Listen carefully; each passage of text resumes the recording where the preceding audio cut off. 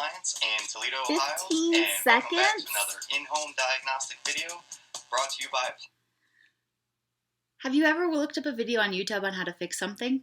This is a garbage disposal repair and diagnostic humming not working video on YouTube. Just so happens that my garbage disposal wasn't really running, so I thought I'd try to fix it myself. 15 seconds of the video was just music and a logo on the screen. Now, I don't know about you, but I want to fix my garbage disposal. I'm not here to watch a 15-second advertisement for the people who made the video, appliancevideo.com. While it's nice, just a few seconds is all they really needed before I could jump right in and get help from, it looks like, Tim on the video. But can I really complain because it was free and they put it out there? Well, I'm a designer, so I guess I will complain whether I can or not. And with that, I'm Dr. D, and welcome to ITEC 5350 Multimedia Development. This class is all about how to make instructional videos and try to make them well. So we're going to do a few things in this class. We're going to look at various materials, articles, book chapters, resources on how do we produce good multimedia for instructional contexts. Doesn't matter if you're a teacher, if you're an instructional coach or trainer facilitator, all of the above can benefit from this class. I've even had students from computer science take this class and create videos on how to code and program or how to use materials that they've created, programs that they've created. So this class really can benefit everyone. If you've not taken a classroom before, or maybe you're currently taking ITEC 5320 with me, not uncommon, then you'll see that the courses are laid out similarly. Or, again, if you haven't taken a class from me, then you're not used to my layout. You'll see that I have everything organized under the assignments and the modules. You'll find week-to-week overviews, activities, discussions, and your assignments. Every now and then I link you out to a different document or website, but the format's generally the same from week to week. Our topics will include everything related to multimedia, but it's also related to software. While I try not to force you to learn specific software, there are a few tools that I do highly recommend. I will say this, if you would like to use a different tool than what I have prescribed, just let me know. It's perfectly fine. If you are a new user for Adobe Photoshop, then this class will help you get used to the tool. If you're an advanced user, then I hope you'll take the opportunity to learn some of the more advanced features and play with the tool a little bit more.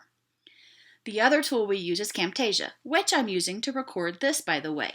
I'll also use it every week to create our segmented overview videos. So if you're ever curious about how I create something, just ask. I'm happy to share. When I create our weekly overviews, I'm going to wrap up the previous week's discussion.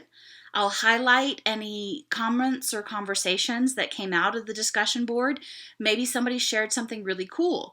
Or sometimes there's a message that gets sent that I wasn't intending, so I'll take that time to redirect. The other thing I'll do is introduce the current week's topic, and it will just break down exactly what we're going to be talking about that week.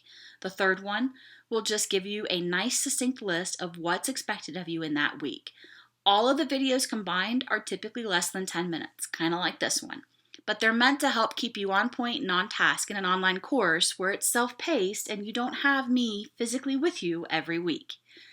When it comes to our activities, I'm going to have you practice and use tools in different ways. I'm going to have you work through existing tutorials provided by groups like Adobe, or even the help files from Camtasia, from TechSmith, the parent company, to help you with using that tool or application.